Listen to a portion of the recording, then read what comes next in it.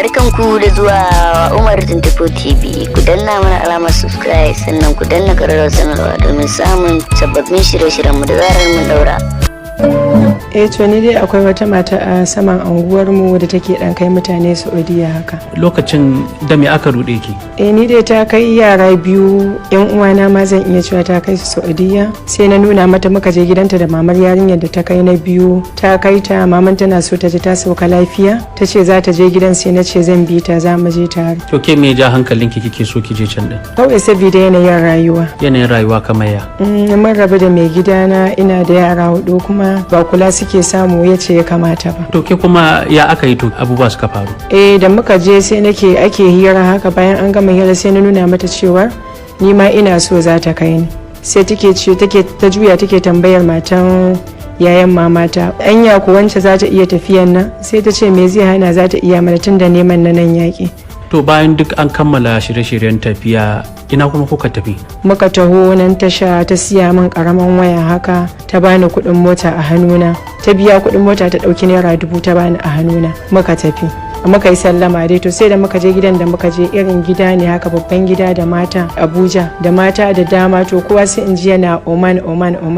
Sai na kira wata nake tambaye ta, ce ya naji kowa yana kiran Oman. Sai ta ce ni ba Oman zani ba, Saudiya zani. Sai ta ce ai duk wanda kika gani a gidan nan Oman zashi. Ina fahimta Oman din kenan aka kai ki? Oman din aka kai. To ya rayuwarki ta kasance a Oman bayan kin bar Najeriya? Gaskiya gidana na farko na fuskanci damuwoyi da dama a gidana. Kamar me da me? Matar ba ta da miji, da yaranta 3 ina kula da 2, ɗayan kuma ya ɗan tasa haka. Tana neman mata haka, tunda wannan ta dan buƙaci in yi harka da ita, abin da bata samu haɗin kaina ba, zaman dai kwata-kwata ba daɗi. Idan ko magana za ta min haka ko ne mata abu a bisa kuskure haka, za ta kamar kawo min duka haka. Akwai sanda ta irin sheƙa min ruwan zafi haka a kafana. Ta bar ni da aiki, ta fita, ina kula da yara 2, aiki ya caɓe min. Ta shigo kicin ɗin ta same ni, ta jifa da abu haka, kawai Allah da ya taƙaita ruwan ya zubar min a kafana. Na gudu daga gidan, aka ce za a haɗa ni da wata mata za ta taimake ni. To ita ma dai ashe duk kusan abin ɗaya ne. Ina ta addu'a Allah ya ƙari shan ruwana. Na nuna musu kamar irin an kira ni a waya mamata ta rasu.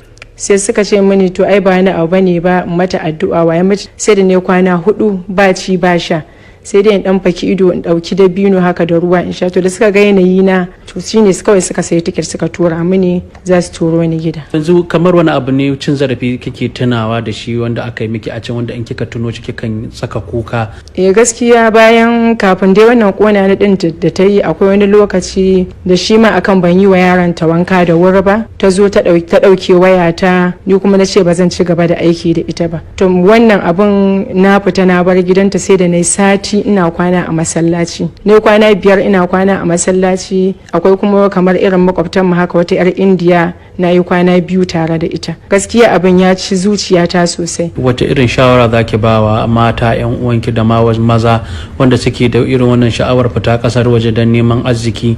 Kirana ga yan uwana mata da kuma maza, haƙuri dai ka zauna a ƙasar ka, dan mutum baya sanin muhimmancin ƙasan shi sai ya je irin wayannan ƙasashen. Mutum zai yi ƙazanta ya ɓata wuri, kai ne zaka gyara, ƙarshe kuma yana kyamar ka, kuma yana kallon ka baka da wani amfani da muhimmanci a tattare da shi.